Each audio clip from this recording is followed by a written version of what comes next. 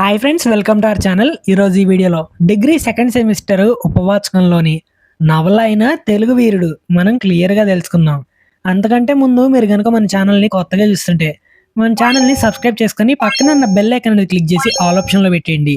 ఇది మీరైతే స్కిప్ చేసుకుంటూ వెళ్ళిపోతే ఏమీ అర్థం కాదు. మీరు స్టార్టింగ్ నుండి ఎండింగ్ వరకు చూస్తేనే ఎగ్జామ్లో ఎంతో కొంత రాయడానికి అయితే సహాయపడుతుంది. మనమైతే ఎక్స్‌ప్లనేషన్ క్లియర్‌గా చూసేద్దాం.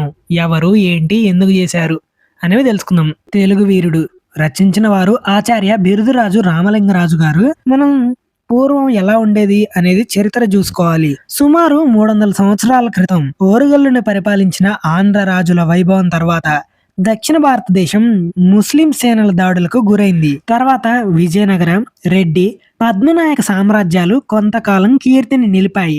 అంటే పేరు ప్రఖ్యాతులను నిలిపాయి. తర్వాత నిజాం పాలన, ఢిల్లీలోని మొఘలుల సామ్రాజ్యం బలహీనపడటంతో దక్కన్ సుబేదారు నిజాముల్కుల్ మీర్ కమరుద్దీన్ ఖాన్ స్వతంత్రాన్ని ప్రకటించుకొని హైదరాబాద్ను రాజధానిగా చేసుకున్నాడు. అతని రాజ్యం తపతీ నది నుండి తిరుచునాపల్లి వరకు విస్తరించుండేది.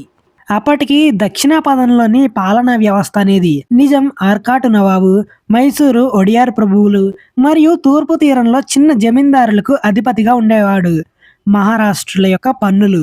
నిజాం స్వతంత్రుడైనప్పటికీ మహారాష్ట్ర రాజులు మొఘల్ చక్రవర్తుల నుండి పొందిన హక్కుల మేరకు నిజాం నుండి చౌద్, సర్దేశ్ముఖి అనే పన్నులను బలవంతంగా వసూలు చేసేవాళ్ళు.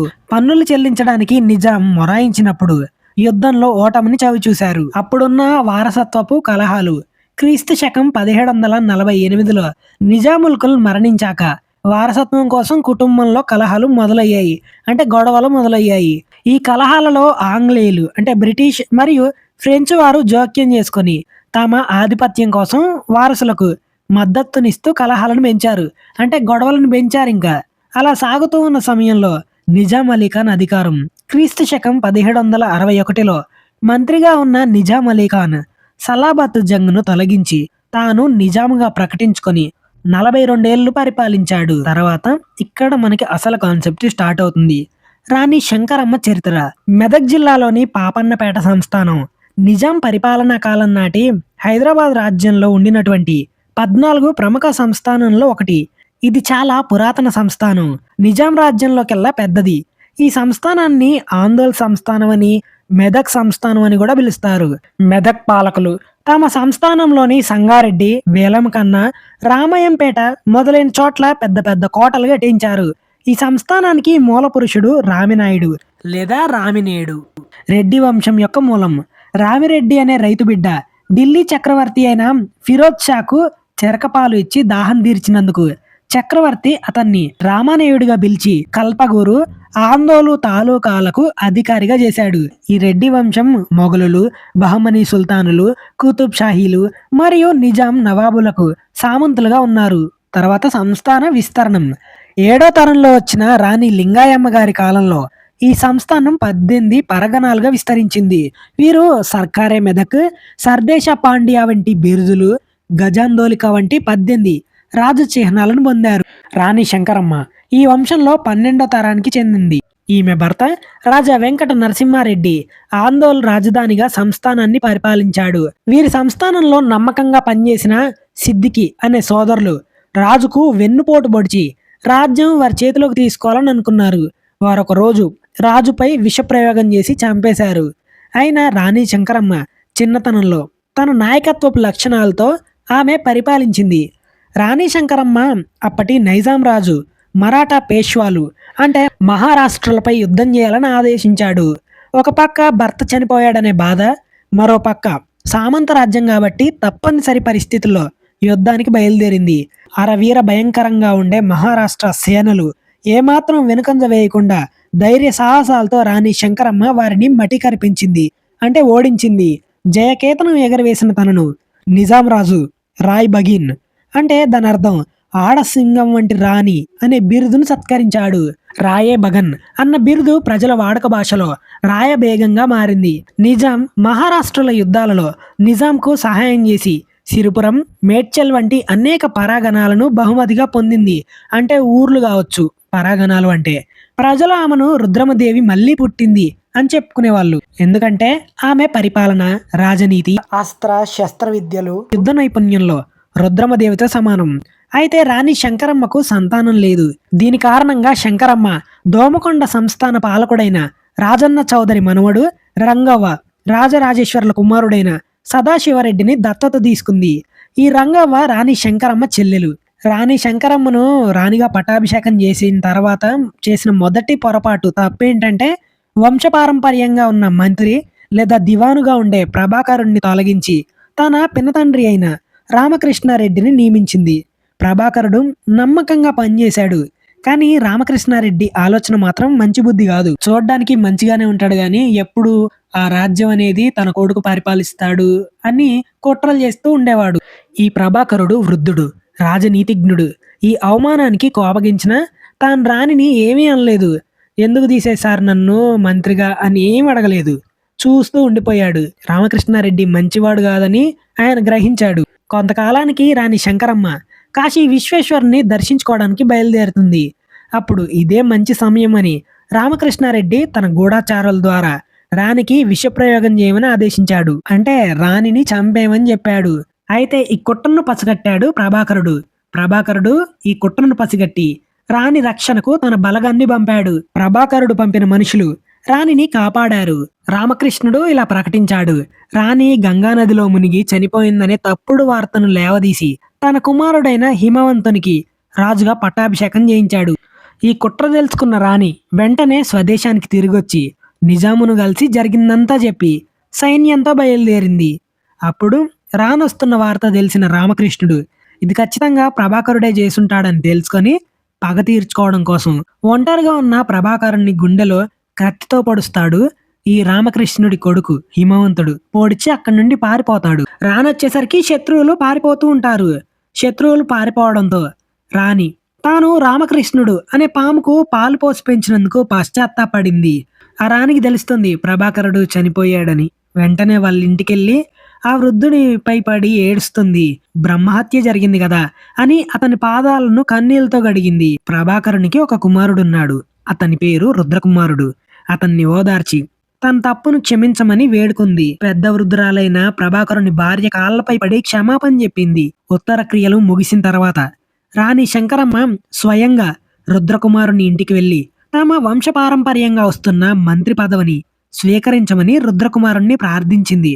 మొదట రుద్రకుమారుడు వెనకాడినా రాణి మరియు పౌరుల బలవంతం మేరకు తర్వాత ఆ బాధ్యతను స్వీకరించక తప్పలేదు. అయితే ఈ రామకృష్ణుడు తను మంత్రిగా పనిచేసిన సమయంలో మంచిగా నీతిగా న్యాయంగా పనిచేసే వాళ్ళందరినీ తీసేసి ఏ పని చెప్తే ఆ పని చేసే వాళ్ళని ఉద్యోగంలో చేర్చుకుంటాడు. రుద్రకుమారుడు మంత్రిగా వ్యవహార దక్షతలో మంత్రాంగంలో తన తాత తండ్రులను మించిపోయాడు. రామకృష్ణుడు చేసిన లోపాలను సరిదిద్ది నమ్మకంగా ఉన్న పాత ఉద్యోగులను తిరిగి నియమించాడు.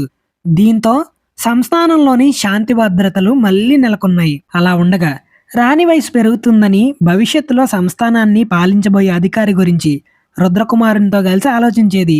ఈ సమయంలో విజయదశమి ఉత్సవాలు వచ్చాయి. దేవీ నవరాత్రులు ముగిశాక విజయదశమి నాడు జమ్మి వృక్షం లేదా శమీ వృక్షం దగ్గర రాణి దర్బార్ ఏర్పాటు చేసింది. బ్రాహ్మణుల ఆశీర్వచనాలు ముగిశాక రాణి రత్నఖచ్చిత సింహాసనాన్ని అధిష్ఠించింది. రాణి యొక్క ఆజ్ఞ మేరకు సేనాధిపతి వీరరాజు పంజాబ్ నుండి తెచ్చిన పంచకళ్యాణి అనే గుర్రంపై పరిగెత్తుతూ జమ్మి చెట్టుకు కట్టిన కంకణాన్ని చెట్టుకు ఏమాత్రం దెబ్బ తగలకుండా నరికివేయాలి. అలా చేసిన వీరుడికి 100 వరహాలు మరియు ఆ గుర్రం బహుమతిగా ఇవ్వబడుతుందని ప్రకటించాడు. ఈ మాట వినగానే అందరూ వచ్చారు. యవనస్తులంతా గుర్రాన్ని అదుపు చేయడం కష్టంగా ఉండడంతో రాజకుమారులంతా తలలోంచుకున్నారు. అప్పుడు రాణి వెనక నుండి సన్నని మీసాలున్న 16 ఏళ్ల నూతన యవ్వనస్తుడు ముందుకొచ్చాడు. ఆ బాలవీరుడు వెంటనే గుర్రంపై కూర్చొని గాలి వేగంతో పరిగెత్తి ఆ చెట్టుకు ఎలాంటి దెబ్బ తగలకుండా ఆ కంకణాన్ని తెగ నరికి వెనక్కొచ్చేశాడు. అప్పుడు రాణి ఆనందంతో అతన్ని కౌగలించుకుంది. రుద్రకుమారుడు ఆ బాలుని ముఖంలో ఉన్న రాజచిహ్నాలను ప్రతిభను గమనించాడు. అప్పుడు రాణి రుద్రకుమారుని చూసి, మంత్రి, ఈ బాలుడు మా చెల్లెల కుమారుడు. పేరు సదాశివుడు, సదాశివరెడ్డి అని పరిచయం చేసింది. సదాశివుడి వీరత్వం ఆ రాణిని ఆకర్షించడంతో ఆ రాత్రి రాణికి నిద్ర పట్టలేదు. తెల్లవారుజామునే రుద్రకుమారుణ్ణి పిలిపించి ఆ బాలుణ్ణి దత్తత తీసుకొని బావి సంస్థానాధీశ్వరుడిగా చేయాలని నిశ్చయించుకుంది. దీనికి రుద్రకుమారుడు కూడా మద్దతిచ్చాడు. నాకు ఇష్టమని చెప్పాడు. రుద్రకుమారుడు బాలుని పరాక్రమాన్ని పొగిడి అతనిలోని రాజ లక్షణాలను పేర్కొని సంస్థానాన్ని అధిష్ఠించడానికి కావలసిన అన్ని అర్హతలు అన్ని విధాల అర్హుడని ధృవీకరించాడు. అతనికి రాజనీతి బోధించి మహారాజుని చేసే బాధ్యత తనదని వాగ్దానం చేశాడు. రుద్రకుమారుడు బ్రాహ్మణుడై ఆశీస్సులిచ్చాడు. గురువై బోధించాడు.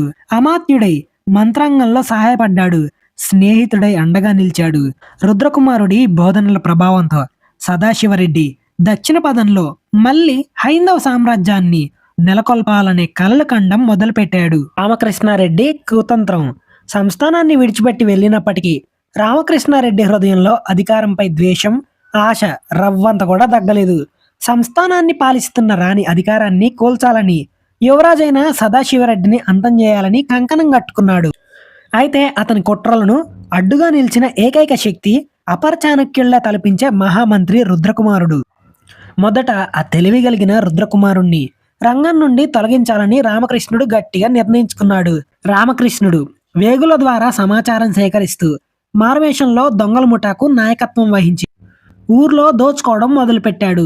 తన కుట్రను అమలు చేయడానికి అంతఃపురంలోకి, ఇంకా మంత్రి ఇంటిలోకి, సైన్యంలోకి నమ్మకంగా పనిచేసే వాళ్ళని ఉద్యోగం కోసం పంపాడు. ఈ కుట్రదారులందరికీ నాయకునిగా తన బావమర్ది కుమారుడైన నాగిరెడ్డి అనే వ్యక్తిని నియమించాడు.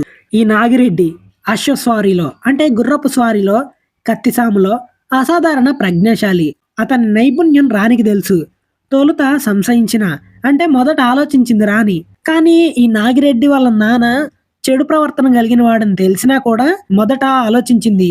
అతని తండ్రి కూడా చెడు ప్రవర్తన గలవాడు కదా, అతని కుమారుణ్ణి ఇలా బాధ్యుడు చేయడం సరికాదని భావించి అతన్ని అంతఃపుర భటులకు అధికారిగా నియమించింది.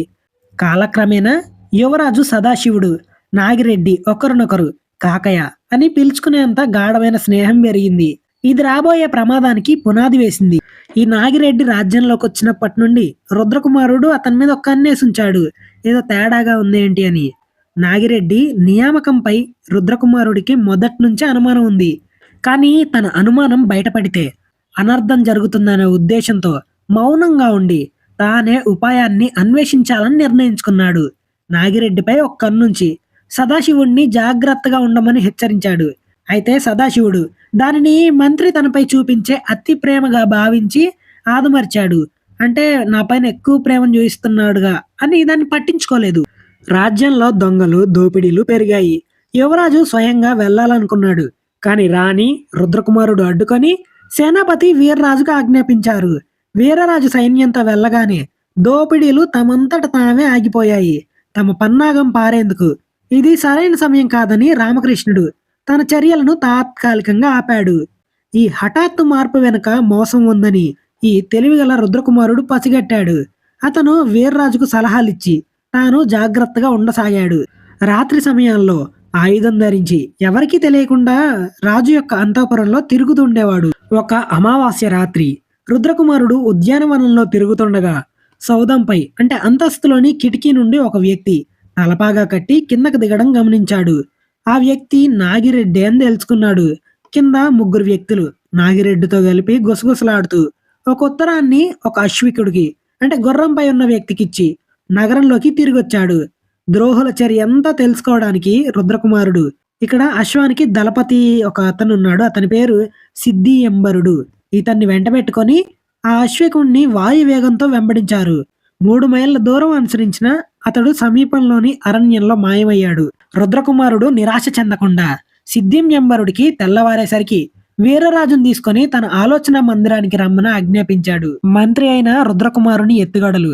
రుద్రకుమారుడు అంతఃపురానికి చేరుకున్న వెంటనే యువరాజు క్షేమాన్ని ధృవీకరించుకోవడానికి ఒక ఎత్తుగడ వేశాడు. తన కంచుకి ద్వారా రానికి యువరాజు ఉదయపు తొలి కిరణాలకే సైన్యాన్ని పర్యవేక్షించడానికి సిద్ధంగా ఉండాలని సందేశం పంపాడు. ఈ కొత్త పని కల్పన ద్వారా యువరాజు క్షేమ సమాచారం తెలుసుకోవాలనేదే అతని ముఖ్య ఉద్దేశం. యువరాజు అంగీకరించాడని, క్షేమంగా ఉన్నాడని తెలిసి మంత్రి కళ్ళాంచుల ఆనంద బాష్పాలు నిండిపోయాయి.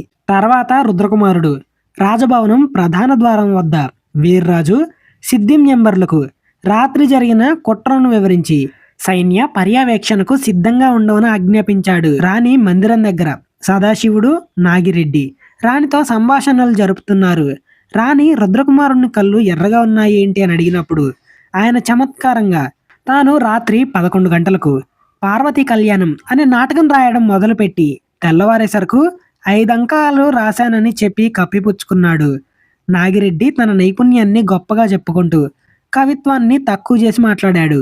వెంటనే సదాశివుడు సహజ కవి పోతన మాటలను చెప్తున్నాడు. సత్కవులు హాలికులైనా ఏమి, అడవిలో దుంపలు తవ్వేవారైనా ఏమి అని నాగిరెడ్డిని తిప్పికొట్టాడు. తర్వాత రోజు ఉదయం రాణి మధ్యాహ్నం సదాశివుడు, నాగిరెడ్డి మొదలైన వాళ్ళు వేటకు పోవాలని నిర్ణయించుకున్నట్లు చెప్పింది. అప్పుడు రుద్రకుమారుడు ఈ మాట వినగానే వేట, జోదం, మంచి వ్యసనాలు తగవని అన్నాడు. ఈ మాట అనగానే నాగిరెడ్డి ముఖ కదలికలు మారడం రుద్రకుమారుడు గమనించాడు.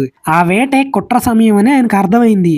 నాగిరెడ్డికి తన పన్నాగం ఇంకా బయటపడలేదని నమ్మించి అతన్ని వేట ప్రయాణానికి ఏర్పాట్లు చేయమని చెప్పి రాణిని, యువరాజును వెంటబెట్టుకొని సైన్య పర్యవేక్షణకు బయలుదేరాడు.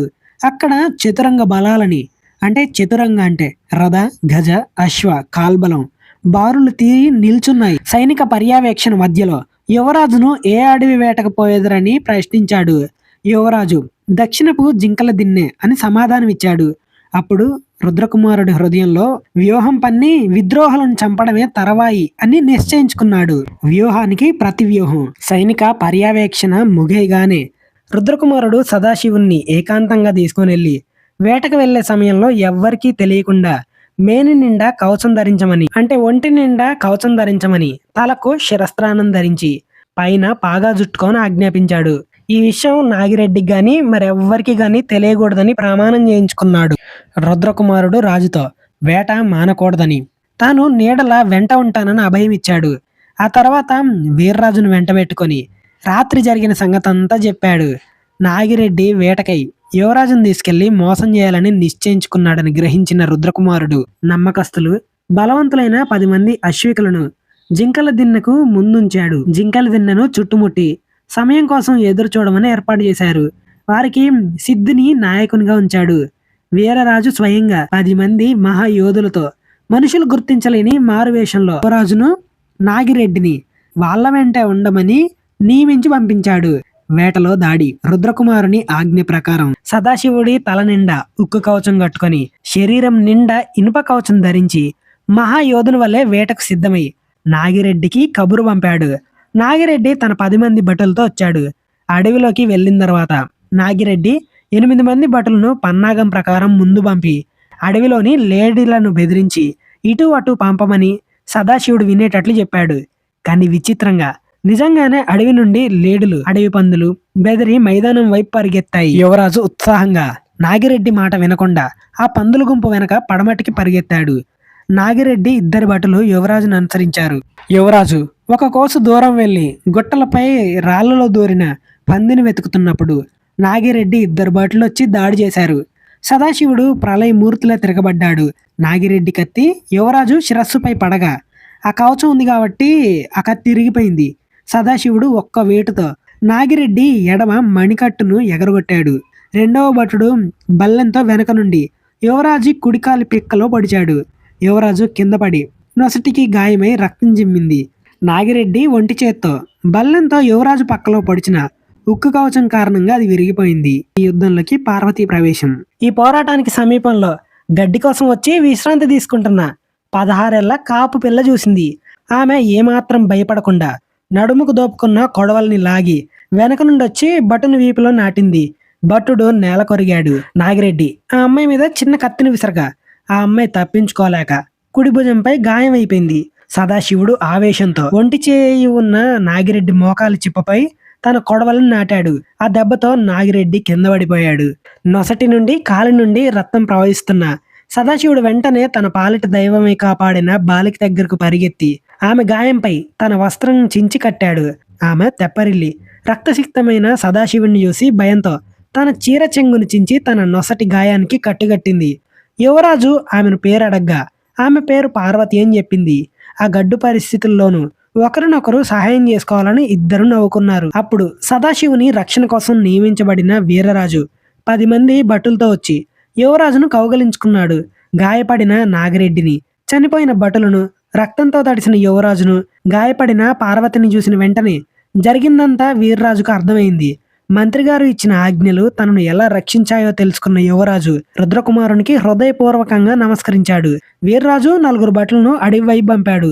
విద్రోహుల శవాలు ఒక గుర్రంపై కట్టి పార్వతీ క్షేమాన్ని ఆమె తల్లిదండ్రులకు తెలపడానికి ఒక అశ్వికుణ్ణి పల్లెకి పంపించాడు. యువరాజును పార్వతిని గుర్రాలపై ఎక్కించి అందరూ కలిసి రాజ్యానికి చేరుకున్నారు. అడవిని చుట్టుముట్టి ఉన్న సిద్ధింయంబరుని సైన్యం విద్రోహులు అడవిలోనే దాక్కున్నారని గుర్తించి విఫలుడై తిరిగొస్తూ మార్గంలో వీర్రాజును కలుసుకున్నాడు. ఈ విధంగా రామకృష్ణారెడ్డి పన్నిన భయంకరమైన కుట్ర, రుద్రకుమారుని మేధస్సు, ముందు జాగ్రత్త, వీరరాజు పరాక్రమం మరియు బాలిక పార్వతి అసాధారణ ధైర్యం కారణంగా భగ్నమై యువరాజు సదాశివుణ్ణి క్షేమంగా రక్షించారు. పార్వతి సదాశివుల ప్రేమ మరియు వివాహం. సదాశివుడు యువరాజు మరియు పల్లెకన్య పార్వతిల ప్రేమాయణం ఒక సాహసం, త్యాగం మరియు రాజనీతి కలగలిసిన కథ.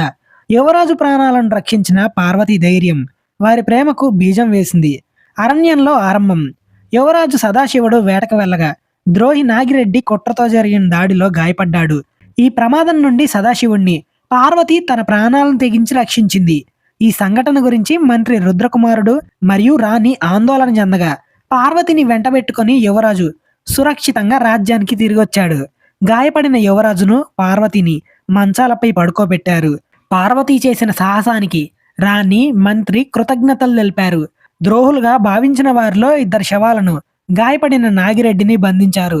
వీరరాజు ద్వారా వివరాలు తెలుసుకున్న తర్వాత మిగతా కథను సదాశివుడు వివరించాడు. రాణి పార్వతిని కౌగిలించుకొని ఆమెను రాజ అంతఃపురంలోనే ఉంచి సేవలు చేయమని ఆదేశించింది. రాజవైద్యుడు 2 గాయాలకు కట్టుకట్టి వెళ్లిపోయాడు. గాయాల కారణంగా సదాశివుడికి నిద్ర పట్టలేదు. అతడి మనసంతా తన గాయానికి కట్టుకట్టిన, తనను రక్షించిన పల్లెకన్య పార్వతీ రూపమే నిండిపోయింది. ఆమె ధైర్యం, ఆమె చూపిన దయ తనను సదాశివుడు అని పిలిచినప్పుడు ఆమె ముఖంలో కనిపించిన నిష్కల్మషమైన నవ్వు అతన్ని కలిచివేశాయి. అంతేకాకుండా పంటకాపులం అని ఆమె చెప్పిన మాటలు, ఆ కులం గొప్పతనాన్ని అతడు మనసులో కీర్తించుకున్నాడు. పార్వతి ఆయాసంగా ఉందో లేదో చూడాలని ఆరాటపడిన సదాశివుడు ఆమె గదికి వెళ్ళాడు. మీ క్షేమం తెలుసుకోవడానికే వచ్చాను అని యువరాజు అనగా అప్పుడు పార్వతి, మీ క్షేమం తెలుసుకోవాలని నా హృదయం కూడా తహతహలాడింది, కానీ స్త్రీని కదా రాలేకపోయాను అని బదులిచ్చింది. వారిద్దరి మధ్య ప్రేమ ప్రవాహం మొదలై వారి సంభాషణలకు అంతు లేకుండా పోయింది. ఒకరి తాపం, జ్వరం, ఆరాటం మరొకరికి ఎక్కువగానే ఉన్నట్లు తెల్లవార్లు మాట్లాడుకున్నారు. నిద్రపోయిన తర్వాత కూడా వారి ముఖాలు నవ్వుతూనే ఉన్నాయి. తెల్లవారుగానే వారిని చూసిన రాణి, మంత్రి నవ్వుకున్నారు. ఇన్ని రోజులు నియమబద్ధుడై ఉన్న సదాశివుని తపస్సు భంగమై ప్రేమ ప్రవాహంలో కొట్టుకుపోతున్నట్లు మంత్రి గ్రహించాడు. రాణి, రుద్రకుమారుడు ద్రోహుల విచారణకు వెళ్లారు. నాగిరెడ్డి కపటం తెలిసి రాణి ఆగ్రహంతో అతన్ని దూషించి రాజద్రోహానికి గాను అందరూ చూస్తుండగా ఉరిశిక్ష విధించింది. రుద్రకుమారుడు విచారణలో ఈ కుట్ర వెనుక రామకృష్ణారెడ్డి ఉన్నాడని గ్రహించాడు. ఆ రోజు సాయంత్రానికే పార్వతి తల్లిదండ్రులు వచ్చారు ఆమెను చూడ్డానికి. పార్వతి సంపూర్ణంగా కోలుకునే వరకు అంతఃపురంలోనే ఉంటుందని చెప్పి మంత్రి వారికి మర్యాదలు చేసి కృతజ్ఞతలు తెలిపి పంపించాడు. పార్వతి, సదాశివుడు పూర్తిగా కోలుకోవడానికి దాదాపు 15 రోజులు పట్టింది. ఈ 15 రోజుల్లో వారి స్నేహం గాఢమై ప్రేమ పరిమళాలను వెదజల్లింది. చిన్న చిన్న విషయాల గురించి కూడా మాట్లాడుకుంటూ ఒకరినొకరు చూసుకుంటున్నప్పుడు బయట ప్రపంచాన్ని మర్చిపోయారు. చివరికి తమ ఆత్మల ఐక్యతను పవిత్రమైన వివాహ బంధంతో ముడివేయాలని నిశ్చయించుకున్నారు. సదాశివుడు తన కోరికను తల్లికి, గురువుకు తెలియజేశాడు. రుద్రకుమారుడు అభ్యంతరం లేకపోయినా రాణి అభిప్రాయం కోసం వేచి చూశాడు. తల్లి నుండి మౌనం కనిపించడంతో సదాశివుడు రుద్రకుమారుడు వద్దకు వెళ్లి తన గాఢమైన ప్రేమను వివరించి తల్లిని ఒప్పించమని కోరాడు. రాణికి ఈ విషయం భరించలేని వేడి పాయసంలా అనిపించింది. ఎందుకంటే కొడుకు ప్రేమ కాదనలేదు, కానీ పార్వతితో సంబంధం రాజ సంబంధం కాకపోవడం ఆమెకు నచ్చలేదు. అంటే ఆమె రాజుగారి కుమార్తె కాదు కదా, అందుకని రాణికి నచ్చలేదు. భవిష్యత్తు కోసం గద్వాల్ సంస్థానం సంబంధం పెట్టుకోవాలని ఆమె ఇదివరకే నిశ్చయించుకుంది. రాత్రి 8 గంటలకు రుద్రకుమారుడు రాణితో చర్చలు చేస్తున్నాడు. వాదోపవాదాలు జరిపాడు. చివరకు పాము జావాలి బడిత విరగకూడదు అనే పద్ధతిలో ఒక నిర్ణయానికి వచ్చారు.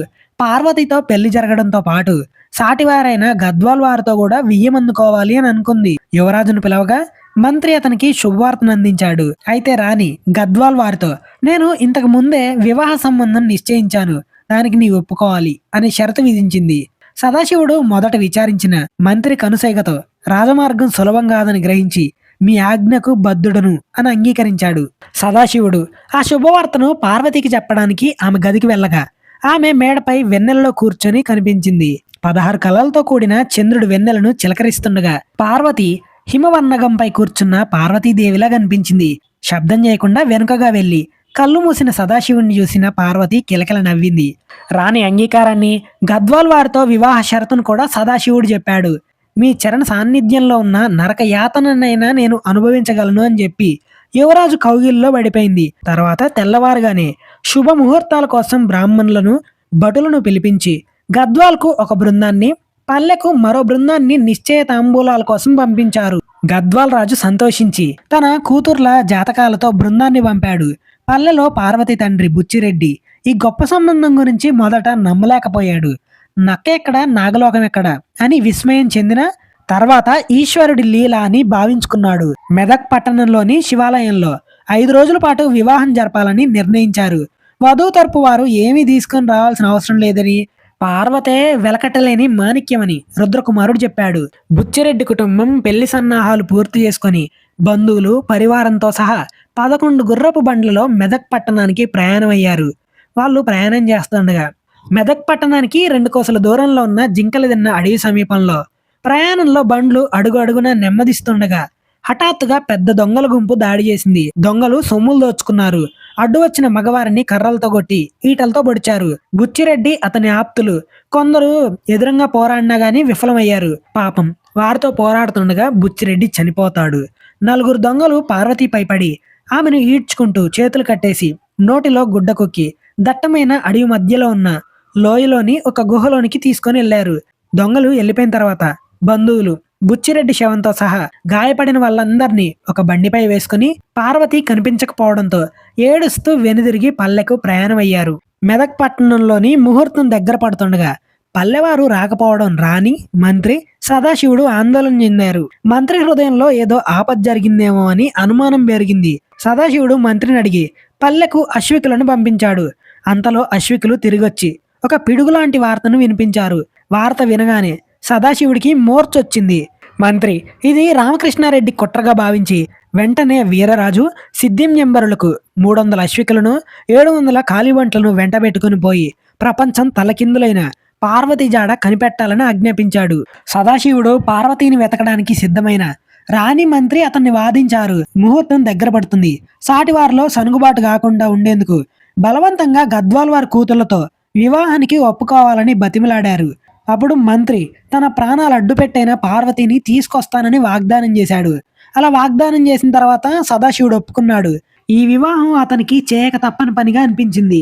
వివాహం 5 రోజులు జరగకూడదు, ఆ రాత్రి ఒక్క పూటతోనే ముగిస్తేనే ఒప్పుకుంటానని అన్నాడు. గద్వాల్ వాళ్ళు చేసేదేం లేక అంగీకరించాడు. తెల్లవారుగానే సదాశివుడు పార్వతి దొరికేంత వరకు అన్న పానీయాలు ముట్టనని, విద్రోహులను అణచకుండా వివాహ కంకణాన్ని విసర్జించనని ప్రతిజ్ఞ చేశాడు. మంత్రి సదాశివుడు ఒక్కడే ఒంటరిగా వెళ్ళకూడదని తన అంగరక్షకులతో సహా 100 మంది సైనికులను వెంటబెట్టుకుని పార్వతిని వెతకడానికి ప్రయాణమయ్యారు. ఇక్కడ మంత్రి, సదాశివుడు 2 గంటలు జింకలదిన్న అడవిలో సమీపించారు. రాత్రి వెతకడానికి వెళ్లిన వీరరాజు, సిద్ధి వారితో కలిశారు. వీరరాజు ఒక పెద్ద చెట్టెక్కి చూడగా సమీపంలోని ఒక లోయలో చెట్ల సందుల్లో నుండి పొగ రావడం చూశాడు. మంత్రి అది విద్రోహాల యొక్క స్థావరం కావచ్చని ఊహించాడు. సైనికులను లోయ చుట్టూ ఉంచి లోపలికి దారి వెతగ్గా ఒక పెద్ద మర్రి చెట్టుకు తొర్రుంది. దాంట్లో దారి కనిపించింది. వీర్రాజు ముందుగా ఆ గుహ లోపలికి దిగి 50 మంది సైనికులు చేరగానే లోపల వంటలు చేస్తున్న 10 మంది విద్రోహులను బంధించాడు. మిగతా వారు దోపిడీకి వెళ్లారని, మధ్యాహ్నం భోజనానికి వస్తారని తెలిసింది. పార్వతి గురించి అడగ్గా వాళ్ళు ఒక మూలను చూపించారు. పాపం పార్వతి ఒక చెట్టుకు కట్టబడి మూర్చపోయి మూలుగుతూ ఉంది. కట్టు విప్పి పార్వతిని బయటికి తీసుకొచ్చి సదాశివుడికి అప్పగించాడు. పార్వతిని చూసి సదాశివుడు వెక్కి వెక్కి ఏడ్చాడు. పార్వతికి తన ప్రాణనాథుడిని చేరుకున్నందుకు ఆనందం, తనకు జరిగిన ఆపదకు దుఃఖం రెండూ కలిగాయి. మంత్రి సదాశివుడు పార్వతిని తీసుకుని 100 మంది భటులతో పట్టణానికి తిరిగొచ్చారు. వీరరాజు, సిద్ధి గుహ చుట్టూ సైనికుల నుంచి లోనుకొచ్చిన విద్రోహులను బంధించారు. వారిలో రాజకీయ ఉద్యోగులు కూడా ఉన్నట్లు వీర్రాజు గ్రహించాడు. విద్రోహులు ఒక్కసారిగా మీద పడగానే రామకృష్ణారెడ్డి సహా దొంగలంతా పరాభవం చెందారు. గుహలో ఉన్న దొంగలపై వీర్రాజు ఒక్కసారిగా దాడి చేయడంతో దొంగల గుండెలు నీరైపోయాయి. ద్రోహి రామకృష్ణారెడ్డి కత్తి తీసుకుని వీర్రాజుపైకి ఉరికిన తరతరాలుగా ప్రభువులకు సేవ చేసిన కండబలం, గుండెబలం ఉన్న వీర్రాజు ముందు నిలవలేకపోయాడు. ఒక్క దెబ్బతో అతని కత్తి విరిగిపోయింది. వీపుపై పడిన గుద్దుతో అతను కింద పడ్డాడు. ఆ రోజు మధ్యాహ్నం భోజనానికి వచ్చిన రామకృష్ణారెడ్డితో సహా దొంగలందరూ తేలిగ్గా పట్టుబడ్డారు. బయట సిద్ధింజంబరుడు పారిపోతున్న దొంగలను బంధించాడు. లోపట బయట మొత్తం 100 మంది దొంగలు పట్టుబడ్డారు. వీర్రాజు దొంగలకు భోజనం పెట్టి దోపిడీ సొమ్ములన్నీ వారి నెత్తిపై పెట్టించి పట్టణానికి బయలుదేరాడు. పట్టణంలో ఉండే ప్రజలు దొంగలను చూసి ముఖాలపై ఉమ్మేస్తూ తిట్టుకుంటూ తమ కోపాన్ని వెళ్ళగక్కారు. మంత్రి రాణి సదాశివుడు దొంగలను చూశారు. సంకెళ్ళు వేయబడిన రామకృష్ణారెడ్డి రాణి ముందు తల ఎత్తుకోలేకపోయాడు. అందరినీ కారాగారంలో ఉంచారు. రుద్రకుమారుడు ఇలా ప్రకటించమని చెప్పాడు. దొంగల గుంపు పట్టుబడినట్లు దొరికిన ధనం గురించి దండోరా వేయించి ఎవరైతే తన సొమ్ము పోగొట్టుకున్నారో వచ్చి నిరూపించి తీసుకొని పోవచ్చని ప్రకటించాడు. రామకృష్ణారెడ్డికి మరికొందరికి ఉరిశిక్ష విధించి మిగిలిన వారికి తగిన దండన విధించడంతో ఆ రోజుతో రామకృష్ణారెడ్డి యొక్క రాజవిద్రోహం అంతమైపోయింది. దొంగల బారి నుండి రక్షించబడిన పార్వతీ శరీరం గాయమై 4 రోజుల వరకు తెలివి రాలేదు. ఆమెకు జరిగింది అవమానమే గాక ఏ పాపం తెలియని తన తండ్రి బుచ్చిరెడ్డి మరణం గోరు చుట్టుపై రోకటిపోటయ్యింది. కుట్రదారుల అరాచకానికి పేదరైతైన తన తండ్రి బలయ్యాడని, లేక రాజ సంబంధం దక్కడం కోసం తన తండ్రిని తానే బలిచ్చిందేమోనని ఆమె హృదయం ఎంతో సందిగ్ధంలో పడింది. పెళ్లి అన్నప్పుడు ఆనంద కిరణాలతో కలకల్లాడిన ఆమె ముఖం తండ్రి మరణ వార్త ఆమెను ఏడిపించేసింది. పార్వతి దీనస్థితిని చూసిన సదాశివుని దయగల మనసు కరిగిపోయింది. అతను రాత్రింబగళ్ళు పార్వతికి సేవలు చేస్తూ ఓదార్పు మాటలతో ఆమెను శాంతిపరిచాడు. సదాశివుడు పార్వతి తల్లిని, ఆప్తులను అంతఃపురంలోంచి వారికి ఏ లోటు లేకుండా చూసుకోమని ఆజ్ఞాపించాడు. సదాశివుని భార్యలు శివాయమ్మ, లింగాయమ్మలు కూడా పార్వతిని సోదరి భావంతో చూశారు. రాణిగారు కూడా ఆమెను ప్రేమతో ఆదరించారు. సదాశివుడు పార్వతిని తన హృదయాది దేవతగా చేసుకున్నాడు. అంతఃపురంలో లభించిన ఆదరణ, సదాశివుని ప్రేమ వల్ల పార్వతి తన తండ్రి మరణ దుఃఖాన్ని పీడకలగా మెల్లమెల్లగా మర్చిపోయింది. ఈ విధంగా కొన్ని నెలలు గడిచిపోయాయి. అప్పటికి రాణి శంకరమ్మ వయసు మీరినందున సకల రాజ్యాంగ వ్యవహారాలలో నిపుణుడైన సదాశివునికి పట్టాభిషేకం చేసి తాను రాజ్య చింతన వదిలి పరమేశ్వరుణ్ణి ఆరాధిస్తూ జీవితం గడపాలని నిశ్చయించుకుంది. మంత్రి రుద్రకుమారుడి ఆలోచన. రుద్రకుమారుడు కూడా ఈ సమయం కోసం ఎదురు చూస్తున్నాడు.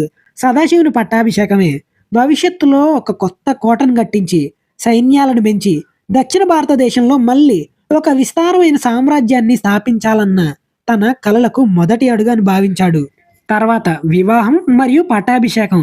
రాణి ఈ సంగతి రుద్రకుమారునితో ప్రస్తావించగా అతను పార్వతి సదాశివుల వివాహం, పట్టాభిషేకం ఒకేసారి జరిగితే బాగుంటుందని సూచించాడు. దానికి రాణి కూడా అంగీకరించింది. నిజాం అలీ ఖాన్ అంగీకారం కోసం రాణిగారు 1000 వరహాలు కానుకగా పంపగా సుల్తాన్ అంగీకరించాడు. దసరా వేడుకలప్పటి నుండి సదాశివునిపై ప్రజలందరికీ అధికమైన అభిమానం ఉంది. పట్టాభిషేకం, వివాహం అనే ఈ 2 శుభవార్తలకు ప్రజల ఆనందానికి హద్దులు లేవు. వారికి ఏదో గొప్ప సంపద దొరికినంత సంతోషం కలిగింది. ఏర్పాట్లు ఎలా ఉన్నాయి అంటే పట్టణాలు, పల్లెలు అలంకరించబడ్డాయి. నిజాం అలీ ఖాన్ ప్రభు తరపున మీర్ అలాం నవాబు కానుకలు, శుభ సందేశాలతో రాజశాసనాన్ని, ఫర్మానాన్ని పంపాడు. పేదలకు అన్నదానం, వస్త్రదానం జరిగాయి. సైనికులకు బిరుదులిచ్చి కొందరి కారాగార బద్దులను విడుదల చేశారు. వివాహం మరియు ధర్మదీక్ష. సదాశివుణ్ణి వీరుడిగా, దయాశాలిగా, రసికుడిగా ప్రేమించిన పార్వతి ఆనందానికి అంతులేదు. పెళ్లిపీటల మీద కూర్చున్నప్పుడు పెళ్లి కొడుకుగా అలంకరించబడిన సదాశివుడు అవతార పురుషుల్లా కనిపించాడు. పెళ్లి కూతురు పార్వతి వివిధ ఆభరణాలతో బంగారు వస్త్రాలు ధరించి మేలి ముసుగు వేసుకున్న దేవకన్య వలె, వెన్నెల మూర్తి వలె కనిపించింది. వివాహం అతి వైభవంగా జరిగింది. వివాహం ముగిసిన 3వ రోజు సదాశివుని పట్టాభిషేకం వేదోక్తంగా బ్రాహ్మణుల ఆశీర్వాదాలతో ముగిసింది. దాన ధర్మాలు, సంతర్పణలు, సంభావనలు అంటే దక్షిణలు బాగా జరిగాయి. కవులకు గండ పెండేరాలు, పండితులకు కుండల మండలములు వంటి బహుమతులు లభించాయి. మణిమకుట్టం ధరించి రత్న సింహాసనంపై కూర్చున్న సదాశివుడు పార్వతి కళ్ళకు భూలోక దేవేంద్రుడిలా కనిపించాడు. సదాశివుడు రాజప్రతిజ్ఞ, ప్రజా పాలన కోసం, ధర్మ రక్షణ కోసం ప్రమాణం స్వీకరించాడు. శాంతంగా గంభీరంగా ఉన్న అతని ముఖం పూర్వ హిందూ రాజవంశాల ధర్మరక్షణ, దీక్షా దక్షతను, నిబద్ధతను ప్రసరింపజేసింది. కంకణం కట్టిన కుడి చెయ్యి ఆ గుర్తును తెలిపింది. సదాశివుడు మెదక్ సంస్థానంలోని పట్టాభిషేకం చేసినప్పటి నుండి హైదరాబాద్తో వైరం ప్రారంభమైంది. సదాశివుని వివాహ పట్టాభిషేక వైభవాన్ని చూసిన మీర్ అలాం నవాబు నిజాం అలీ ఖాన్ మంత్రి ఈర్ష్యపడ్డాడు. అంటే చూసి తట్టుకోలేకపోయాడు. ఒక సామంతరాజుకి ఇంత వైభవం తగదని, సదాశివునికి దక్కిన ప్రతి గౌరవం తనకు తన ప్రభువుకు లోటేనని భావించి ఈ మత్సర్యంతో హైదరాబాద్కు తిరిగెళ్ళాడు. అక్కడ నిజాం అలీకి సదాశివుని గురించి ఉన్నది లేనిది కలిపి గోరంతలుంది కొండంతలు చేసి చెప్పి చర్య తీసుకో అని చెప్పి ప్రోత్సహించాడు. అటు తర్వాత సదాశివుడు తన రాజ్యంలో ఎక్కడ గోవధ జరగకూడదని శాసనం జారీ చేశాడు. అంటే గోవులను చంపడం. ఇది ముసల్మాన్లకు, ముఖ్యంగా మతపక్షపాతంతో ఉన్న మత గురువులకు కంటికింపుగా ఉంది. ఈ విషయం తెలుసుకున్న మీర్ అలం వెంటనే నిజాం అలీకి తెలిపి ఇది ప్రభు ధిక్కారమని, కాఫరుడైన సదాశివుని చర్యలు ఇస్లాం మతానికి విరుద్ధమని అబద్ధపు కొండలు కల్పించి చెప్పాడు. మొదట్లో రాణి శంకరమ్మ మనసుకు కష్టం కలుగుతుందనే ఉద్దేశంతో నిజాం అలీ మౌనంగా ఉన్నాడు. తర్వాత నిజాం అలీ సాల్గిరా అంటే జన్మదిన ఉత్సవాల సందర్భంగా రాణి శంకరమ్మ ఆదేశం మేరకు సదాశివుడు హైదరాబాద్కు వెళ్లాల్సి వచ్చింది. స్వతంత్ర హిందూ రాజ్యాన్ని స్థాపించాలనుకుంటున్న సదాశివుడికి ముసల్మానుల దొరకలోకి వెళ్లడం అసలు ఇష్టం లేదు. సదాశివుణ్ణి అవమానించాలనే పిలిపించారు. దర్బారు ద్వారం వద్ద మీర్ అలం మంత్రి సదాశివుని చూసి కూడా చూడనట్లు నటించాడు. ఇది అతనికి ప్రారంభంలోనే ఆటంకంలా కనిపించింది. సదాశివునికి పిలుపు రావడానికి చాలా ఆలస్యమైంది.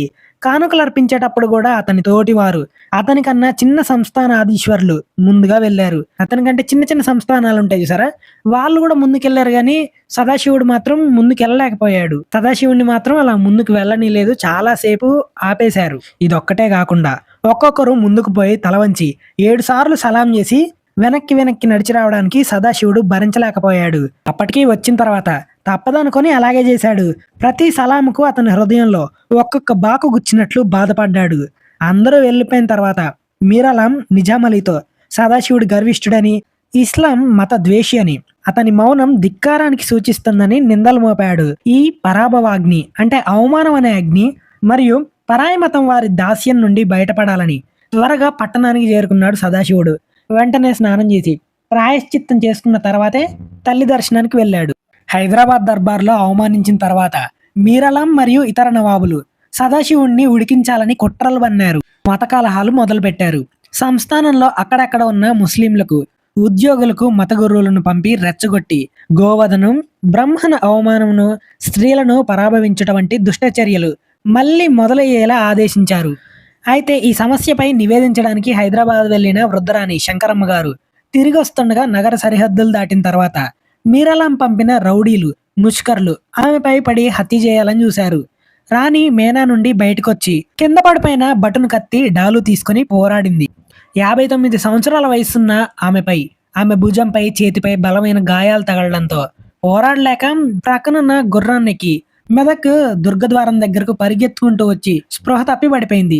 నెల రోజుల పాటు మానసిక వేదనతో కృషించిపోయిన రాణి శంకరమ్మ చివరి కోరికగా సంస్థాన బాధ్యతలు సదాశివుడికి మరియు రుద్రకుమారుడికి అప్పగించి శ్రీ రంగనాయక స్వామిని తలుచుకుంటూ కన్నుమూసింది. ఆమె మరణం సంస్థానంలో లోతైన విషాదాన్ని నింపింది. అప్పటి వరకు సదాశివుడికి తోడుగా, నీడగా ఏం చేయాలి, ఎలా ఉండాలి అని చెప్పిన తన తల్లి చనిపోయింది. రాణి మరణాంతరం అంటే రాణి చనిపోయిన తర్వాత సదాశివుడు మరియు రుద్రకుమారుడు సంస్థానాన్ని ధర్మబద్ధంగా పరిపాలించారు. కానీ హైదరాబాద్ సంస్థానం నుండి ఒత్తిడి పెరిగింది. సరిహద్దు కోటలోకి ముస్లింల యొక్క చర్యలు భరించలేక వీర్రరాజు దండెత్తిపోయి కోట అధిపతిని చంపి ధనం దోచుకున్నాడు. అయితే ముస్లింల యొక్క అంతఃపురంలోని స్త్రీలను బందీలుగా తెచ్చి సదాశివుని పాదాల దగ్గర ఉంచడంతో సదాశివుడు వీర్రాజుపై కోపడ్డాడు. ఆ స్త్రీలను సరైన రీతిలో సన్మానించి క్షమాపణ వేడుకొని అంగరక్షకులతో వారిని తమ పట్టణానికి పంపించేశాడు. ఈ చర్య సదాశివుడి ధర్మనిష్టను వెల్లడించింది. మీర్ అలం దీనిని కూడా వక్రీకరించి నవాబుకు నివేదించాడు. అదే సంవత్సరం వర్షాల కారణంగా కరువు వచ్చి ప్రజలు ఆకలి మంటలతో అలమటించారు. సదాశివుడు తన రాజ్య ఖజానా మొత్తాన్ని ఖాళీ చేసి క్షామ నివారణకు అంటే కరువు యొక్క నివారణకు కృషి చేశాడు. సరిగ్గా ఇదే అదునుగా భావించిన హైదరాబాద్ ప్రభుత్వం తమకు ఇవ్వాల్సిన సుంకం అంటే పన్ను కోసం బలవంతంగా భటుల్ని పంపించారు. రుద్రకుమారుడు పరిస్థితి వివరించిన మీర్ అలం సుంకం ఇవ్వక తప్పదని, లేనిచో బలవంతంగా వసూలు చేస్తామని కబురు పంపాడు. కోపంతో సదాశివుడు తిరగబడాలని చూసిన రుద్రకుమారుడు శాంతిపరిచి ప్రజల నుండి కొంత, రాజభవనం నుండి కొంత ధనం పూర్తి చేయాలని సలహా ఇచ్చాడు. ఖజానాలో ధనం లేకపోవడంతో పార్వతీరాణి తన ఒంటి మీద నగలు తీసి మిగిలిన మొత్తాన్ని పూర్తి చేశారు. కొన్ని రోజుల తర్వాత లేదా కొన్ని నెలల తర్వాత కరువు తీరి ఖజానా నిండి ప్రజల ఉత్సాహం పెరిగిన తర్వాత రుద్రకుమారుడు రహస్యంగా యుద్ధ సన్నాహాలు ప్రారంభించాడు. సైన్యాలను రెట్టింపు చేసి కోటలను గట్టిపరిచి ఉడుకునెత్తురుగల యువకులను ముందుంచాడు. నిజాం అలీ ఖాన్ మీరాలాం చేతిలో కీలుబొమ్మయ్యాడు. మీరాలాం ఏది చెప్తే నిజాం అలీ ఖాన్ అది గుడ్డిగా నమ్మేస్తున్నాడు. నిజాం అలీ పెద్ద కుమారుడు అలీజా యువరాజు కారాగార శిక్షకు గురి కావడంతో అతను శివారెడ్డికి తనను విడిపించమని అభ్యర్థిస్తూ రహస్యంగా లేఖ రాశాడు. ఆ లేఖలో తాను సుల్తాన్ అయితే సదాశివరెడ్డికి నిర్మల్ మరియు బీదర్ ప్రాంతాలను జాగీరుగా ఇస్తానని ప్రమాణం చేశాడు. రుద్రకుమారుడు సదాశివుడు మొదట సందేహించిన శత్రువులపై దెబ్బతీయడానికి ఇదే సరైన సమయం అని నిశ్చయించుకున్నారు. రాణి శంకరమ్మను పొట్టన పెట్టుకున్న కృతజ్ఞులకు ప్రాయశ్చిత్తం చేయాలని నిర్ణయించుకొని రాయబారికి తమ అంగీకారాన్ని తెలిపారు. జూన్ 28, 1795 నాడు అర్ధరాత్రి సదాశివుడు యుద్ధ విద్యలు తెలిసిన వీరనారీమణి అయిన భార్య పార్వతితో కలిసి 300 గుర్రపు దళాలు మరియు 200 కాల్బలంతో హఠాత్తుగా హైదరాబాదుపై దాడికి బయలుదేరారు. అప్పుడు ముసల్మాన్లు ఖుత్బా అనే పండుగ సంబరాల్లో ముస్లింలు నిమగ్నమై ఉన్న సమయంలో సదాశివుడు పక్కనే ఉన్న ఏనుగు నెత్తిపై కొట్టగా ఆ ఏనుగు భయంకరమైన వేగంతో దుర్గద్వారాన్ని ఢీకొట్టి తలుపులను పగలగొట్టింది. సదాశివుడి సింహ గర్జనలు నవాబుల అంతఃపురంలోకి ప్రతిధ్వనించాయి. మీరాలాం మంత్రి భయంతో ఎక్కడో దాక్కున్నాడు. సదాశివుడు నగరంలో ఊరేగింపు జరిపి అలీజా ఉన్న కారాగారపు తలుపులు తెరిపించి అతన్ని గుర్రంపై ఎక్కించుకొని బయలుదేరాడు. నిజాం అలీ ఉన్న దేవుడి ముందు కత్తిసాము ప్రదర్శన చేయించి ఆ రాత్రే అలీజాతో కలిసి బీదర్ పట్టణానికి బయలుదేరాడు. ఈ విజయ యాత్రలో ఆంధ్ర సైనికులకు ఒక్క రక్తపు బొట్టు కూడా పడలేదు. ఈ సంఘటనలతో కేవలం ఒక సామంతరాజుగా ఉండడానికి సదాశివుడు నిరాకరించి తన స్వాతంత్ర వైజయంతిని ఆవిష్కరించాడు. వైరం యుద్ధం రూపందాల్చి తెలుగు యోధుల శక్తిని హైదరాబాద్ సంస్థానానికి తెలియజేసింది. సదాశివరెడ్డి తన రాజధానిపై దాడి చేసి తాను బంధించిన యువరాజు అలీజాను విడిపించుకొని విజయోత్సవంలో వెళ్లిపోవడం నిజాం అలీకి తీవ్రమైన అవమానంగా తోచింది. నిజాం అలీ కోపం లెక్కలేనంత మంది సైన్యం ఉన్న మంత్రులు, పాశ్చాత్య సేనలున్న ఒక చిన్న జమీందారుడు తనను ధిక్కరించి వెళ్లడం నిజాం అలీకి తీరని పరాభవం. కోపంతో వృద్ధుడైన అతని శరీరం వణికిపోయింది. సదాశివరెడ్డిని బంధించి చిత్రహింసలు పెట్టి అతని సంస్థానాన్ని నామరూపాలు లేకుండా చేయాలని నిజాం అలీ పట్టుబట్టాడు. మీరాలాం నవాబుతో చర్చించి 1000 అశ్వికులు మరియు 1000 కాల్బలంతో కూడిన సేనను సిద్ధం చేశారు. పేరు పొందిన యోధుడు సిద్ది అబ్దుల్లా ఖాన్ను ఆ సేనకు అధిపతిగా నియమించాడు. మతపరమైన ఉద్రేకంతో ఉన్న ముస్లిం సేనలు వెంటనే సదాశివరెడ్డిని పట్టుకోవడానికి బయలుదేరారు. కృష్ణాపురం అరణ్యంలో భీకర యుద్ధం. సదాశివుడు బీదర్ కోటను చేరుకోకముందే హసనాబాద్ పరగనాలలో కృష్ణాపురం అరణ్యంలో వెనక నుండి వచ్చిన ముస్లిం బలగాలు యుద్ధానికి తలపడ్డాయి. అప్పుడు సదాశివుని వ్యూహం. తన బల ప్రదర్శనకు ఇది సరైన సమయం అని సంతోషించిన సదాశివుడు చురుగ్గా తన సైనికులను త్రిభుజాకారంలో ఉండవని ఒక వ్యూహం సిద్ధపరిచాడు. మధ్యలో అలీజాను, పార్వతిని ఉంచి తాను వ్యూహం ముందు భాగంలో నిలబడ్డాడు.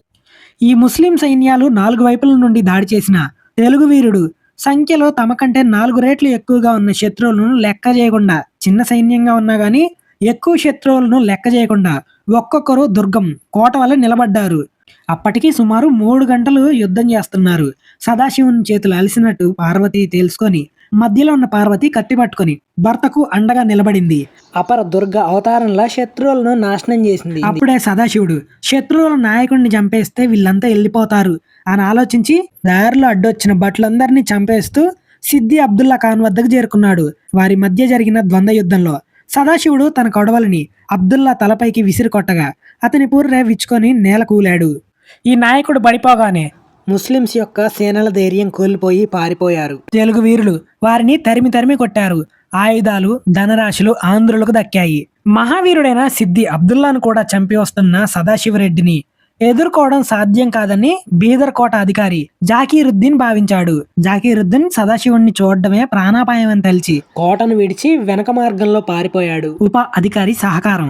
ఉపాధికారైన మహమ్మద్ ఖాన్ కోట ద్వారాలు తెరిచి ఆంధ్ర వీరులను ఆహ్వానించి ఆయుధాలతో సహా కోటను అప్పగించి వారి సేనలో కలిసిపోయాడు. సదాశివరెడ్డిని తన సేనతో గెలవడం సాధ్యం కాదని గ్రహించిన నిజాం అలీ ఖాన్ యుద్ధ సన్నాహాలతో పాటు సంధి ప్రయత్నాలను కూడా మొదలుపెట్టాడు. అలీజాకు చిన్ననాటి నుండి చదువు చెప్పిన గురువుని రాయబారిగా పంపి సదాశివరెడ్డితో స్నేహాన్ని విడిచి తిరిగొస్తే అదోని వంటి ప్రదేశాలకు జాగీదారుగా నియమిస్తానని చెప్పాడు. రాయబారి రాగానే సదాశివునికి అనుమానం వచ్చి సంధి కుదరకుండా చూడాలనే ఉద్దేశంతో తాను కూడా అలీజాతో వారి సంభాషణలప్పుడు పక్కనే ఉన్నాడు. అప్పుడు సదాశివుడు అలీజాతో చెప్పించిన షరతులు కఠినంగా ఉన్నాయి. వృద్ధుడైన నిజాం అలీ ఖాన్ గద్దె దిగి అలీజాకు రాజ్యం అప్పగిస్తేనే సంధి కుదురుతుంది. సుల్తాన్ ఒప్పుకున్న ప్రతి అంశాన్ని ఇంగ్లీష్ రెసిడెంట్ కర్క్పాట్రిక్ మరియు మహారాష్ట్ర మంత్రి కృష్ణచంద్రుడి ద్వారా ధృవీకరించబడాలి అని చెప్పాడు. ఈ నిబంధనల వలన సుల్తాన్ మరింత కోపంతో మళ్ళీ యుద్ధానికి దిగుతాడని, దాంతో యవ్వనులను నామరూపాలు లేకుండా చేయొచ్చని సదాశివుడు ఆలోచించాడు. రాయవారి విఫలమై వెనుతిరిగిపోయాడు. సదాశివుని మొండితనానికి, షరతులకు నిజాం అలీ మరింత కోపంగా ఉండి సదాశివుణ్ణి లొంగదీసి పగ తీర్చుకోవాలని గట్టి సంకల్పం తీసుకున్నాడు. నిజాం అలీ ఫ్రెంచ్ సేనని ముసారేముతో పాటు పూర్వం చేసుకున్న సంధి ప్రకారం ఆంగ్లేయుల సైనిక సహాయం కోసం రెసిడెంట్కు లేఖ రాశాడు. రెసిడెంట్ ఈ లేఖను గవర్నర్ జనరల్కు పంపగా కడపకు వెళ్లాల్సిన 2 ఇంగ్లీష్ బెటాలియన్లు నిజాంకు సహాయంగా ఇవ్వాలని ఆదేశం వచ్చింది. ఆంగ్లేయులు సహాయం అందించడానికి 2 షరతులు విధించారు. మొదటిది, ఒకవేళ మహారాష్ట్రలకు యువరాజు అలీజాకు మైత్రి ఏర్పడితే మహారాష్ట్రలకు విరుద్ధంగా పోరాడకూడదు. అదే కాకుండా రెండవ షరతు, ఫ్రెంచ్ వారు నిజాంకు మద్దతుగా ఉన్నప్పటికీ ఇంగ్లీష్ వారు స్వతంత్రంగా పోరాడాలి, కానీ ఫ్రెంచ్ వారితో మాత్రం పొత్తు పెట్టుకోకూడదని చెప్పాడు. దీనికి నిజాం అలీ ఖాన్ శ్రీరంగపట్నం టిప్పు సుల్తాన్ చేసిన ఇంగ్లీష్ వారితో మైత్రి విడిచిపెట్టాలనే ప్రతిపాదనను తిరస్కరించాడు. తనకి మహారాష్ట్రలతో మైత్రి ఉన్నందున ఆంగ్లేయుల సహాయంతో యుద్ధానికి దిగితే విజయం ఖాయమని నమ్మాడు. ఈ విధంగా సదాశివుని విరోచిత పోరాటం మరియు పట్టుదలతో నిజాం అలీ ఖాన్ చివరకు స్వదేశీయులతో కాకుండా పాశ్చాత్య శక్తుల సైనిక సహాయం తీసుకోవడానికి సిద్ధపడటంతో వైరం తీవ్ర స్థాయికి చేరింది. సదాశివునిపై పగ తీర్చుకోవడానికి నిజాం అలీ ఖాన్ పెద్ద ఎత్తున యుద్ధ సన్నాహాలు చేశాడు. ఫ్రెంచ్ వారి శిక్షణ పొందిన సైన్యం ముసారేము రెజిమెంట్ యొక్క ఫ్రెంచ్ సైనికులు, ప్రభుత్వ సిబ్బంది మరియు జాగీర్దార్లు తమ సేనలతో నిజాంకు మద్దతుగా ముందుకొచ్చారు. అంతేకాకుండా సదాశివుడు మరింత బలపడకుండా అతనికి విశ్రాంతి లేకుండా చేయాలని నిజాం నిశ్చయించుకున్నాడు. శిక్షణ పొందిన కొంత సైన్యానికి తోడుగా ఫ్రెంచ్ సైనికులనిచ్చి ముసారేమును బీదర్పై దండెత్తడానికి పంపించాడు. బీదర్కు వెళ్లిన సైనికులందరూ సదాశివారెడ్డి కత్తికి బలయ్యారు. మొఘల్ సర్దారు అతని కుమారులు బందీలయ్యారు. అప్పుడు మెదక్లో ఉన్న రుద్రకుమారుడు కొంత సైన్యాన్ని వీర్రాజుకు సహాయంగా పంపి మిగిలిన బలగాలను మెదక్, సంగారెడ్డి, శంకరంపేట వంటి కోటల్లోంచి రక్షణ ఏర్పాటు చేశాడు. మెదక్ సంస్థాన సైనికులే కాదు, ప్రతి ఆంధ్రుడు కూడా కత్తులను పదునుబెట్టి యుద్ధానికి సిద్ధమయ్యాడు. గురుకులాలలోని బ్రహ్మచారులు కూడా వీరకాశలు కట్టి కత్తులు, డాళ్లు పట్టుకున్నారు. వృద్ధులు పలనాటి బాలచంద్రుడి వీరగాథలు చెప్పి యువకులలో శౌర్యాన్ని నింపారు. ఈ యుద్ధాలన్నీ జయించినప్పుడు నిజాం వెనుకున్నాడు. కానీ ఇప్పుడు వరుస పరాజయాలకు నిజాం అలీ ఖాన్ స్వయంగా యుద్ధాన్ని నడిపించాలని ముసారేమును బ్రతిమలాడాడు. ముసారేము మెదక్ను ముట్టడించి కోట రాకపోకలను నిలిపివేశాడు. సుమారు 1 రోజులు కోటలోని వారు బయటికి రాలేదు, లోనికి పోలేదు. దీని కారణంగా ఆహార ధాన్యాలు తగ్గిపోయాయి. ఇక్కడ ఒక ట్విస్ట్ ఉంటుంది.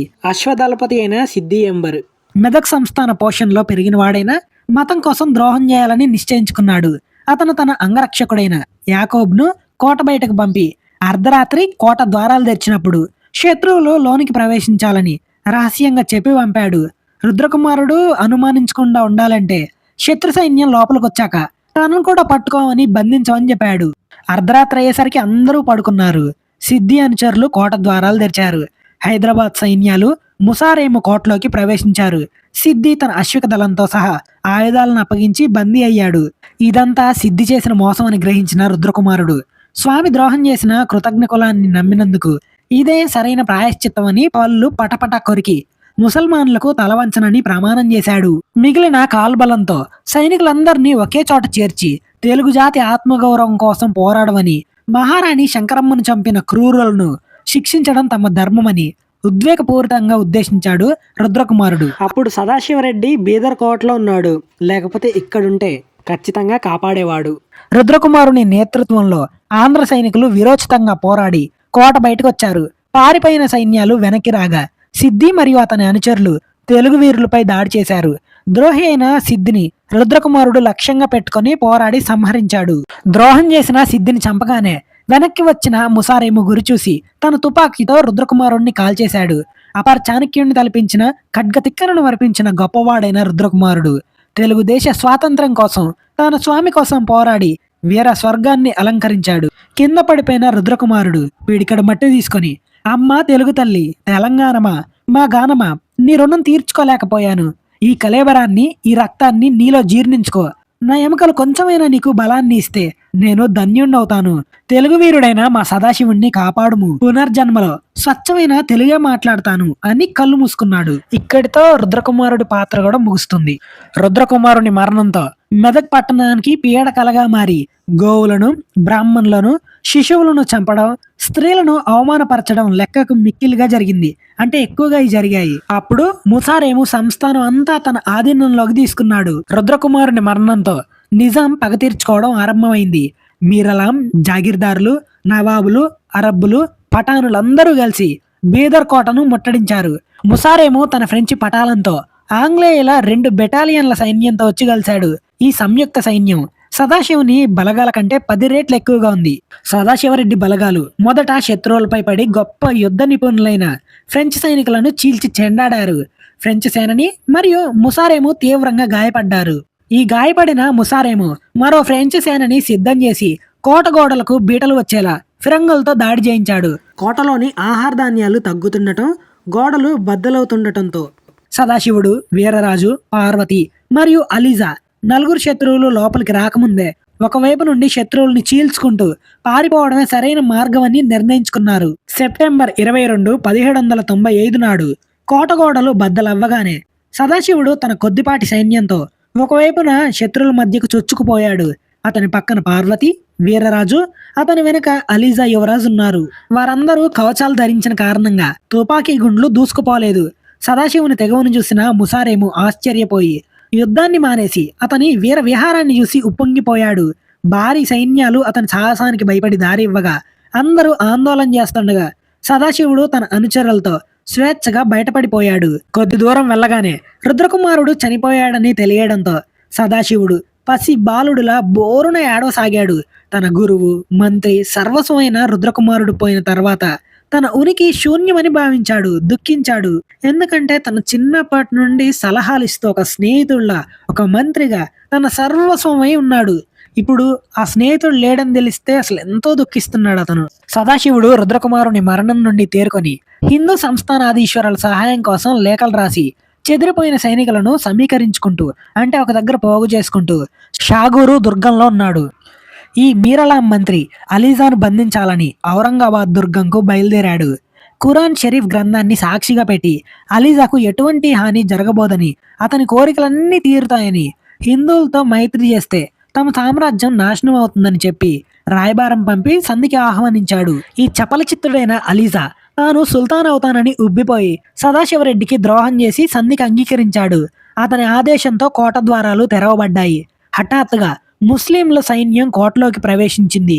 మోసం జరిగిందని తెలుసుకున్న వీర్రాజు శరణ్ కోరి అవమాన పాలవడం కంటే పోరాడి చావడమే ఉత్తమమని కొద్దిమంది ఆంధ్ర వీరులతో యుద్ధానికి దిగాడు. వీర్రాజు సైన్యమేమో తక్కువ ఉంది, వాళ్ళేమో శత్రువులు ఎక్కువ మంది ఉన్నారు. అయినా సరే పోరాడదామని ముందుకెళ్లాడు. కానీ ఆ వీర్రాజు ఆ సైన్యంలోనే చనిపోవాల్సి వచ్చింది. తాను ఎంతో మందిని చంపాడు, కానీ తన శత్రువులు ఎక్కువ మంది ఉండటంతో వీర్రాజుని చంపేశారు. వీర్రాజు నేలకూలి ప్రాణాలు విడిచాడు. చేజిక్కే వరకు వినయాలు చూపించిన మీరలాం అలీజాను అవమానపరచడానికి ముస్లిం మహిళలు కప్పుకునే బోర్ఖాను కప్పించి ఏనుగుపై ఎక్కించి హైదరాబాద్ మార్గం పట్టించాడు. ఈ అవమాన భారాన్ని సహించలేక అలీజా నవంబర్ 22న గోదావరి నదీ తీరాన కేర్ అనే గ్రామం సమీపంలో ఉన్న వజ్రంలోని ఉన్న విషాన్ని మింగి చనిపోయాడు.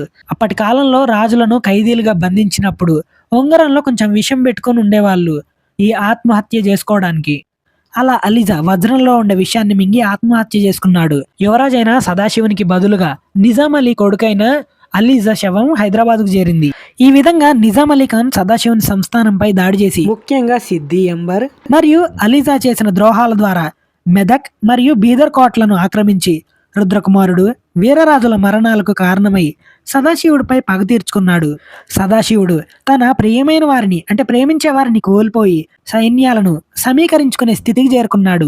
భీకర యుద్ధం తర్వాత పార్వతి, సదాశివులిద్దరూ కొండల్లో, అడవుల్లో తిరుగుతూ తమ అనుచరులను సమీకరించుకుంటూ షాగూరు కోటలో ఉన్నారు. ఇతర సంస్థానాన్ని పరిపాలించే సామంతుల నుండి చివరికి అత్తవారి సంస్థానమైన గద్వాల నుండి కూడా ఎలాంటి సహాయం లభించలేదు. వారంతా సుల్తాన్కు భయపడి పౌరుషం లేని శవాలుగా ఉన్నారని సదాశివుడు భావించాడు. సదాశివుడికి విషాదకర వార్తలు తెలిసాయి. తమను మోసం చేసిన అలీజా మరణ వార్త మరియు తమ మహాదండనాథుడైన వీరరాజు యొక్క మరణ వార్తలు సదాశివునికి తెలిసాయి. మహామంత్రి రుద్రకుమారుడు మరియు మహాదండనాథుడు వీరరాజు ఇద్దరు తమ 2 భుజాల వంటి వాళ్ళు. ఇప్పుడు ఆ భుజాలే కూలిపోయాయి. మెదక్ శత్రువుల వశమైంది. సుల్తాన్కు తలవంచడం అనుచితమని నిశ్చయించుకుని శత్రువుల సంఖ్య ఎక్కువగా ఉన్నా ఎదిరించడమే కర్తవ్యమని సదాశివుడు సిద్ధమయ్యాడు. నవంబర్ 28న మీరాలాం మంత్రి సైన్యం ఆంగ్ల, బ్రిటిష్, ఫ్రెంచ్ సేనలు చిక్సెస్ గ్రామం వద్ద విడిచాయి. సదాశివుడు 2000 మంది రోహిలాలతో, 900 మంది గుర్రపు దళంతో, 200 మంది కాల్బలంతో వారిని ఎదుర్కోవడానికి బయలుదేరాడు. ఈ యుద్ధానికి వచ్చిన శత్రువుల సైన్యం ఎక్కువగా ఉంది. సదాశివుని బలాల కంటే 7 రెట్లు అధికంగా ఉన్న శత్రువుల వద్ద ఫిరంగులు, తుపాకులు ఉన్నాయి. ఆ రోజు పార్వతి, సదాశివులిద్దరూ వీరగంధాన్ని పూసుకొని తమ సైనికులకు తాంబూలం ఇచ్చారు. బ్రహ్మనాయుడి, బాలచంద్రుణ్ణి, ఖడ్గ తిక్కనును తలుచుకొని వీర కంకణాలను కట్టి ఉత్సాహపరిచారు. సదాశివుడు తన కత్తి ఎత్తి యుద్ధానికి సైగ చేశాడు. ఆంధ్ర వీరులు జయ జయ నినాదాలతో శత్రువుల వైపు పరిగెత్తారు. సంపూర్ణ కవచాలు ధరించిన పార్వతి, సదాశివులిద్దరూ యుద్ధరంగం అంతా తామే అయ్యి విరోధుల తలలను నరుకుతూ వీర విహారం చేశారు. మహాయోధుడైన ముసారేము స్వయంగా సదాశివుణ్ణి ఢీకొని తూలిపడిపోయాడు. సదాశివునికి సహాయంగా పోరాడుతున్న పార్వతిని చూసి మీరాలం ఈర్ష్యపడ్డాడు. స్వయంగా ఆమెపై పడి ఈటతో పొడిచాడు. పార్వతి తప్పించుకొని గుర్రాన్ని వెనక కాళ్ళపై లేపి ఎగిరి మీరాలం మంత్రి తలపైన బలంగా తన్నింది. మంత్రి గుర్రం మీద నుండి కింద పడి నెత్తురుకెక్కి మూర్చపోయాడు. ఇక యుద్ధం ముగింపుకొచ్చేసింది. అపారమైన శత్రువుల ముందు అల్ప సంఖ్య గల ఆంధ్రులు ఎంతసేపు పోరాడగలరు? ఇప్పటికే ఎందరో ఆంధ్ర వీరులు మరణించారు. లొంగితే అవమానించి హింసలు పెడతారని గ్రహించిన సదాశివుడు మళ్ళీ ఒక్కసారిగా ఫ్రెంచ్ పటాలంపై పడి చిందర వందర చేశాడు. ముసారేము సదాశివుని అసమానమైన భుజబలానికి ఆశ్చర్యపోయి చూస్తూ ఉండిపోయాడు. ఇదే సరైన సమయం అని భావించి పార్వతి, సదాశివులిద్దరూ తమ అనుచరులతో తప్పించుకొని వెళ్ళిపోయారు. మీరాలాం మంత్రి రక్తపు వాంతులు చేసుకుంటూ హైదరాబాద్ చేరుకున్నాడు.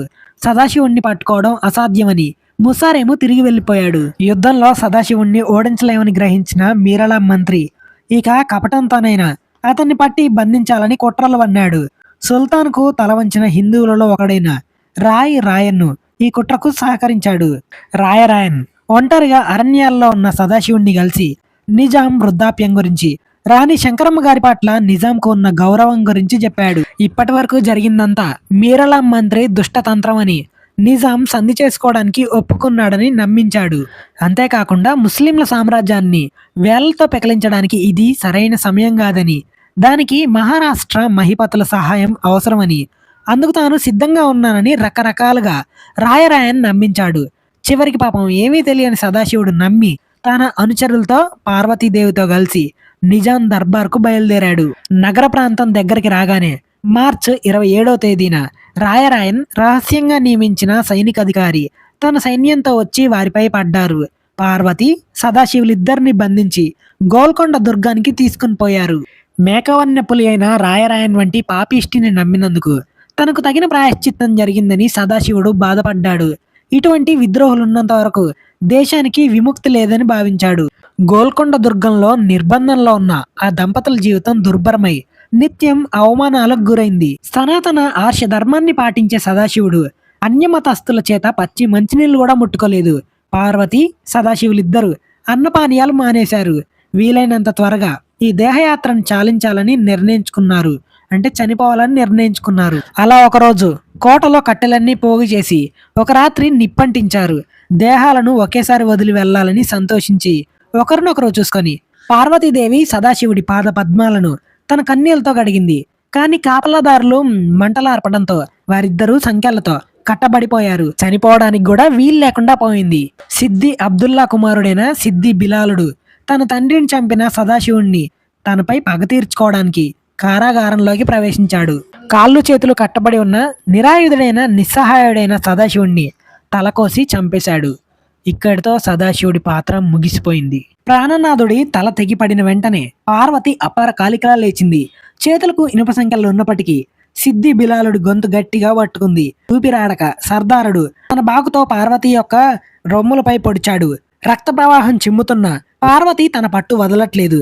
సిద్ది బిలాలుడు నేల కూలాడు. పార్వతి తన ప్రాణనాథుడి తలను సమీపించి కౌగలించుకుంది. తన గుండెలో నాటుకున్న బాకును పెరికింది. బాకుతో పాటు ఆమె ప్రాణవాయువులు కూడా బయటికెళ్ళాయి. అంటే ఆమె చనిపోయింది. తెలుగు దంపతుల రక్తంతో కారాగారం అంతా ఎర్రబడింది. వారి రక్తం చిందరవందరై ఆ గోడల పునాదులంతటా తడిచి కూలిపోయి నేలమట్టమయ్యాయి. వారి రక్తంతో తెలంగాణ భూమి చేవ బలం గడించుకుంది. ఈ విధంగా నిజాం ప్రభువు సదాశివుణ్ణి యుద్ధంలో ఓడించలేక రాయరాయన్ వంటి హిందువుల ద్రోహం ద్వారా అతన్ని బంధించి తన కుమారుణ్ణి పగ తీర్చుకోగోరిన సిద్ది బిలాలుడి చేతిలో అవమానకర రీతిలో శిరచ్ఛేదం చేయించాడు. సదాశివుడు మరియు పార్వతి ఇద్దరు ధర్మం కోసం, ఆత్మ గౌరవం కోసం, ప్రాణ త్యాగం కోసం తమ వీరగాథను ముగించారు. ఇదండి తెలుగు వీరుడు అనే నవల. ఈ నవలలో మెయిన్గా గుర్తుండాల్సిన పేర్లు ఏంటి అంటే రాణి శంకరమ్మ, మంత్రి రుద్రకుమారుడు, రాజు సదాశివుడు, రాణి పార్వతి, రామకృష్ణారెడ్డి, రామిరెడ్డి, ప్రభాకరుడు, నిజాం అలీ ఖాన్, అతని మంత్రి మీరాలాం, అలీజా, సిద్దిం ఎంబరుడు, వీరరాజు, రాయరాయన్. ఈ పేర్లు గుర్తుంచుకోండి. ఈ నవల క్వశ్చన్స్ వచ్చేసి షార్ట్ ఇంకా లాంగ్ టైప్లో వస్తాయి. దాదాపు 20 మార్కులు, 20 మార్క్స్ వస్తాయి. క్వశ్చన్స్ ఎలా వస్తాయి ఏంటి అనేది చూస్తే శంకరమ్మ సదాశివుణ్ణి చేరదీయడం గురించి, రెండోది రామకృష్ణుడు ఎలాంటి కుట్ర చేశాడు అనే క్వశ్చన్ వస్తుంది.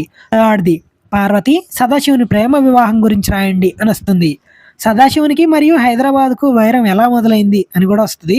తర్వాతది సదాశివుడిపై నిజాం ప్రభువు పగ తీర్చుకున్న విధానాన్ని రాయండి లేదా తెలపండి అని ఇస్తారు. ఇది షార్ట్లో వస్తుంది, లాంగ్లో కూడా రావడానికి ఛాన్స్ అయితే ఉంది. వీటికి ఆన్సర్ ప్రజెంటేషన్ మంచిగా ఇవ్వండి. ఫర్ ఎగ్జాంపుల్ రామకృష్ణుడి గురించి వస్తే రామకృష్ణుడి యొక్క ఇంట్రడక్షన్, అసలు ఎవరు, ఎందుకు చేశాడు, ఇలాంటివి రాయాలి. సో ఇదండి తెలుగు వీరుడు అనే నవల. మచ్చా ఆ, లోడ్ అయిపోయింది అది పదమా పోదామా? మచ్చా ఇంకేం లేదుగా, అంతే, ఇంకే ఉండదు మచ్చా పోదాం. ఇంకేంలే, లెసన్ అయిపోయింది, పోయేదంతే. ఇంకే ఉండదు పోదాం.